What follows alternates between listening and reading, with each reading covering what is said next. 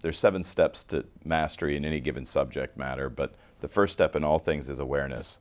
We don't change consciously until we're aware there is a need to change. And you and I had talked about before, there is a passive change that can happen if you're put into an environment that forces you to change, but it's an exterior sort of change. It's happening from our external change. It's forcing change on us, which can be effective to a certain degree, but because it's unconscious, it's limited.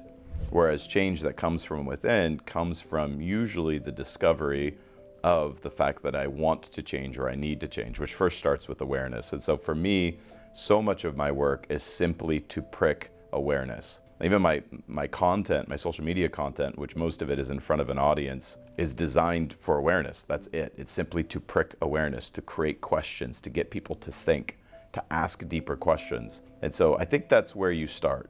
Like, hey, why do I do the things I do? Why don't I do the things I know I should? Why do I say I'm going to do this, but I do this? Why do I intend on following through on this, but I don't?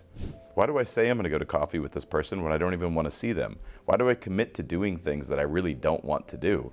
And so it's really getting people to ask the question why, right? And getting curious. And so I, as a personal practice, I have 2 reminders that go off. I have a lot of reminders that go off on my phone every day, but 2 regarding this subject. 1 is question anything that seems obvious, and 2, question anything that doesn't make sense. I have found leaning into those 2 areas, there's a lot to discover.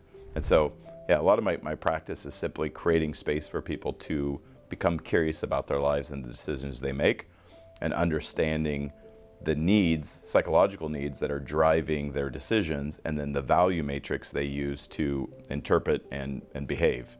And so we could have the same need, but express it differently based on our values. And so it's really understanding that, and then, hey, where did that come from? Why did I decide to do that? Why is this what I believe about the world? And as we get older, a lot of these things become so pathological that change seems harder and harder. And I'm not certain that's the case, but it does seem the older we get, the harder it gets. And in the scientific community, for a long time, it was regarded if you didn't come up with a new theorem or a new paradigm of the world by the time you were 35, it was generally accepted that you would not, because your paradigm becomes very crystallized. Anywhere in our life where we are very certain about the way we see our world, the opportunity cost is we won't see it any other way. We become aligned with our story about the world, and the cost of that is it doesn't allow space to see it any other way.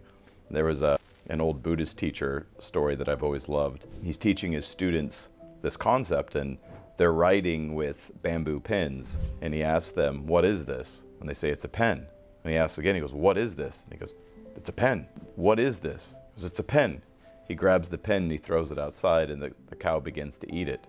He goes, no, it's food. And the point was simple. It's this, how we interpret something is largely dependent on our story and filter of what we think it is, right? And so most of us, we see a flower the first time, and then every other time is simply the memory of the flower. And that's the old saying, the greatest artists paint the flower the first time every time.